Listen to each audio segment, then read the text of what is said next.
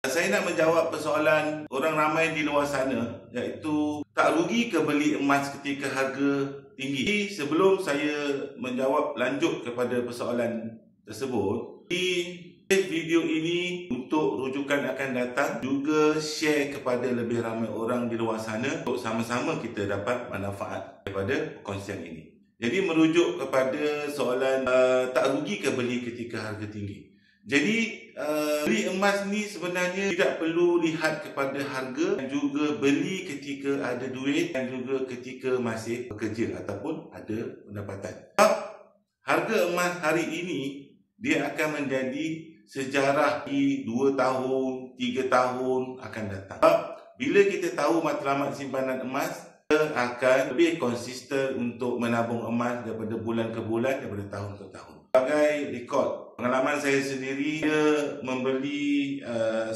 dinar ini pada September 2024 pada harga 1,600, okay? Dan juga saya membeli 5 gram ini sama pada harga 1,700. Jadi kalau kita lihat kenaikan harga ataupun harga hari ini, 5 gram ini berharga sekitar 2,600 dan juga 1 dinar hari ini berharga sekitar 2,500. Jadi lepas setahun lebih, harga emas akan meningkat daripada tahun ke tahun. Sebab emas secara puratanya akan naik sekitar 10% setahun. Jadi simpan emas pada harga bila-bila masa. Kita beli sebab kita konsisten dan kita tahu matlamat simpanan emas kita. Bukan kita beli emas hari ini, kita akan nak jual esok, minggu depan ataupun bulan depan. Jadi kena faham, emas ni adalah untuk simpanan jangka masa panjang, iaitu 2 tahun dan ke atas. Dia adalah pengekal nilai kepada inflasi dan juga mengekalkan nilai duit kita supaya tidak dimakan inflasi.